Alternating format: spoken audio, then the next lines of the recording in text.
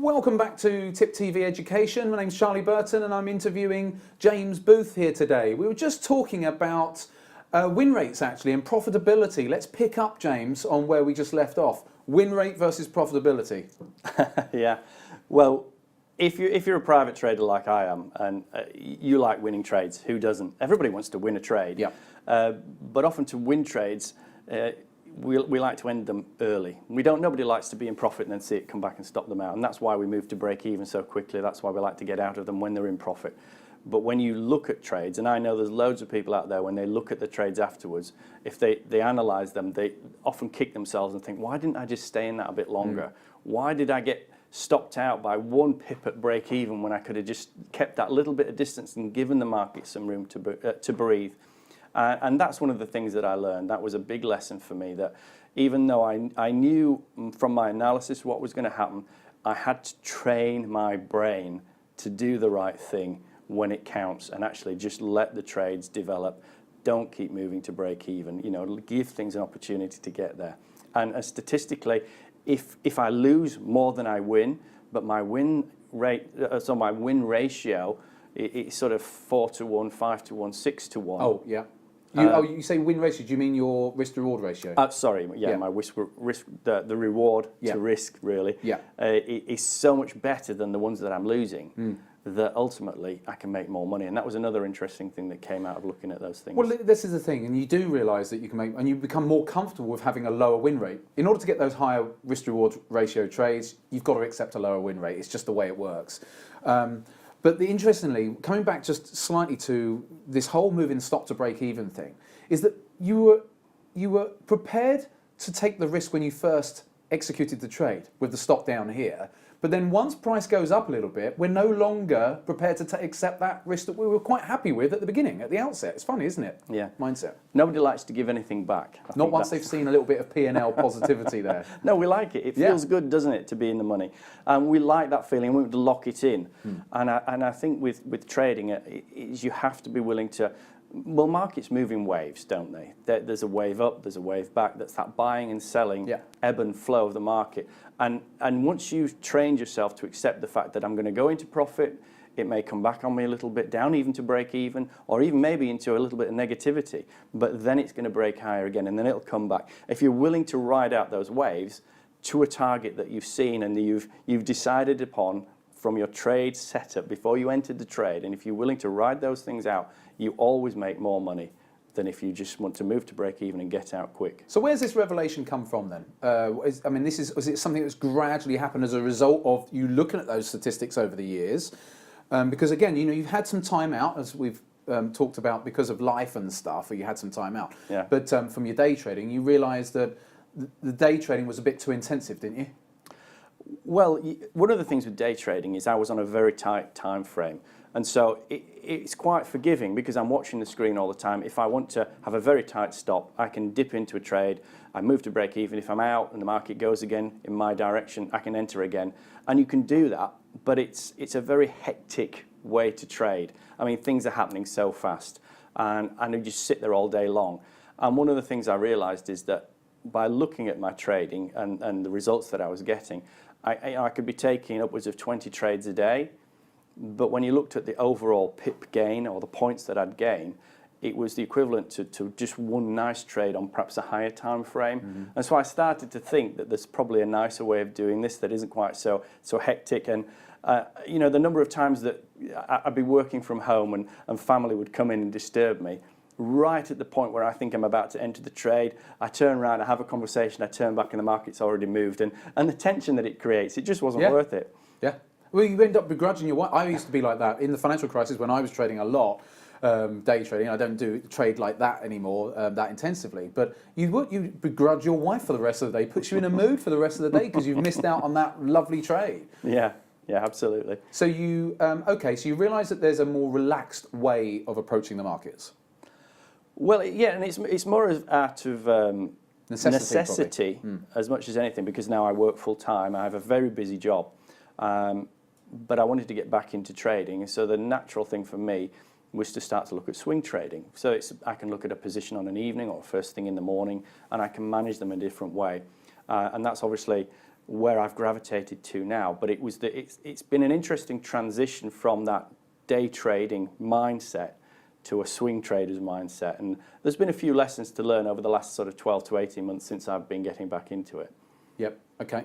And so style-wise, must be a difference between the old day trading style, which was you were using range bars, weren't you, with your day trading? And yeah, range bars, very tight stops, Yep. just in, out. I say very Yep. fast, 6 pips, 10 pips. And you're trading futures. And I was a futures, Yep. so very much oil and gold and, Yep. and other things. Yep. So now, high volatility markets. yeah, anything that's moving, Yep. really.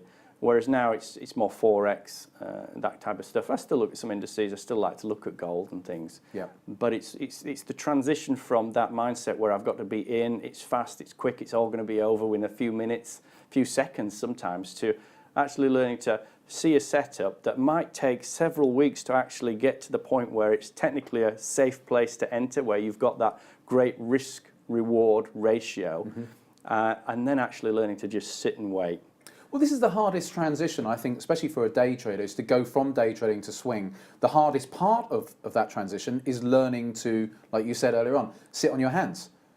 Because you now have to hold positions overnight. Day traders hate holding positions overnight. Absolutely. I mean, for me, holding positions overnight, it's a different margin. It's market's gap. You know, who knows what's going to happen while I'm asleep. Futures, yeah. So for me, it's been obviously we're trading in completely different trade sizes anyway, because we're trading bigger stops. Yeah.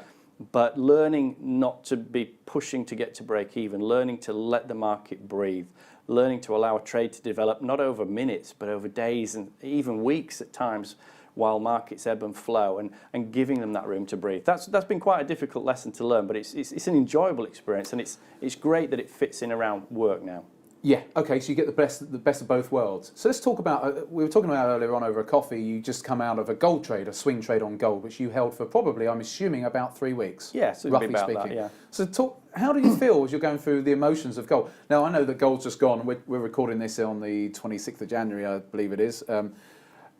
How did you feel having to hold on to that position? Now, I know that gold just pretty much went over 3 weeks, vroom, like that, so it didn't do much by way of retracement, which makes it sometimes easier to hold on to the position. But talk us through some of the emotions you might have felt just holding on to what was pretty much a profitable position all the way. I think for the gold trade, it's nice to be surrounded by some other traders now, and I'm in a trading group, so we can also bounce ideas off each other, which is great for a mindset. Yep. Because instead of being isolated and on your own, you've got other people suggesting and you know what they're doing, which helps a lot. But I can't help, as being an old day trader, to have a lower time frame chart on the screen, and when as gold is moving, in my mind, I'm seeing I can be out, I can get back in, I can get out, I can get back in, and it's battling that every day for me to sit and wait and sit and wait and sit and wait. And I had a target, and it reached it, and of course it's blown straight through that, and it's Who gone cares? up. But you still had a good. But I'd learned that I'm going to go for my risk reward ratio. I think it was about 4 to 1, 5 to 1, and it was a great trade. And that's all I needed from that. And so the battle was, I say a battle, but it's that fighting that urge to want to trade in and out of it, because the problem can be is that sometimes we can get clever, try and come out of it, and then say, right, on the next retracement, I'll buy it again. Yeah. It doesn't retrace, and you've missed out on the next move. Exactly. Yeah. And of course, when you've got a day job and you're busy, you can't do that anyway. No. The retracement's going to come while you're in a board meeting or you're out seeing a client, and so you have to just ride them out. So again, I think that's the main thing from your whole transition from going from being a day trader and within being day trading as well, from what you said, is patience. Learning to have that discipline and patience to sit on a trade rather than interfere. Yeah, and I think certainly from the transition, as we're talking about, from day trading to swing trading, is because of the technicals, I can sometimes convince myself that I already know where it's going to go. And instead of waiting for that confirmation for that bar to close with inside the bands, or waiting for it to even close, I'll get a trigger finger, and I want to get in early. And it's okay to dip your toe in, but it's learning to position size and manage that accordingly. And not, I used to be an all-in, all-out person, because day trading, you're just in, you're out. There's no time to start thinking about how many. You just have a set lot, and you're in and you're out. Whereas now with the swing trading, I'm thinking about, right, I can go in with a half lot or a half position, or maybe go in with a slightly bigger position as the trade grows and add into it. And all of that's been a new learning curve for me.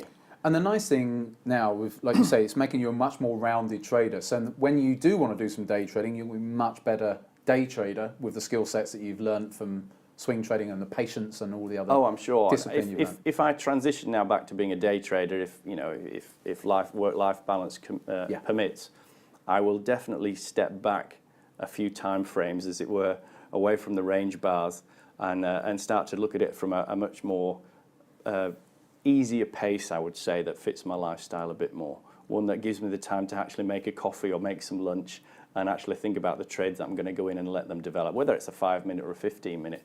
It's a completely different style of trading. Nice music playing, you can watch what's happening, you can actually have a conversation with someone while the trade's developing without screaming at them to get out of the room. Enjoy life a little bit more at the same time. James Booth, thanks ever so much for coming on Tip TV Education. We're out of time already.